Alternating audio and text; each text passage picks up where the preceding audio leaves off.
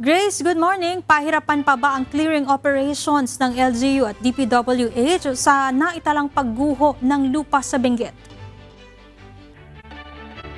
Yes, Celine, good morning at good morning kuya. Sa ngayon nga ay patuloy pa rin ang isinasagawang clearing operation dito sa lalawigan ng Benguet at pahirapan nga ang ginagawang clearing operation dahil nga itong nangyaring rockfall kung saan malalaking bato ang kailangan durugin at gumamit pa nga ng jackhammer para nga lang durugin itong malalaking bato dulot nga nitong rockfall na dahil nga itong bagyong Krising at epekto ng habagat. Ayon sa tala ng Benguet Provincial Disaster Risk Reduction and Management Office o PDRRMO, nasa 23 pamilya ang naapektuhan ng malakas na pag-ulan at landslide sa iba't ibang bahagi ng lalawigan. Kabilang sa kanilang ulat ang 20 national road sections at 50 local road sections na naapektuhan ng landslide dulot ng ilang araw na walang humpay na ulan. Bagamat possible na ang karamihan sa mga kalsada, patuloy pa rin ang ginagawang clearing operations sa mga lugar na matinding naapektuhan.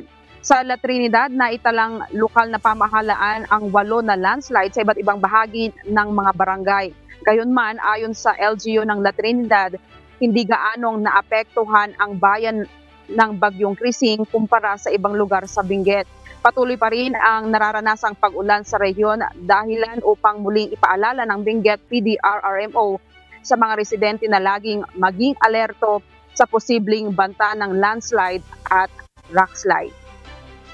Celine, dito sa Baguio City ay nakakaranas tayo pa rin ng makakal na hamog at dahil nga nitong epekto ng habagat. At sa ngayon din ay nakakaranas tayo ng pabugso-bugsong mga pag-ulan. Kaya naman yung mga magsasaka dito sa Benguet, sa Cordillera Region, ay nag-aalala din sila dahil sa mga tanim nila, lalo na itong mga lettuce dahil madaling nalulusaw. Kaninang umaga ay nag-ikot yung ating team at nakita nila na kukonti lang yung umakyat ng mga buyers ngayon mula sa lowland areas kung saan galing sa Bulacan, galing sa Metro Manila, yung mga tanim nila o yung kanilang mga na-harvest na mga gulay dito sa La Trinidad, Benguet ay hindi pa raw nabibili dahil nga kakaunti ang umakyat dito sa Benguet sa La Trinidad Trading Post.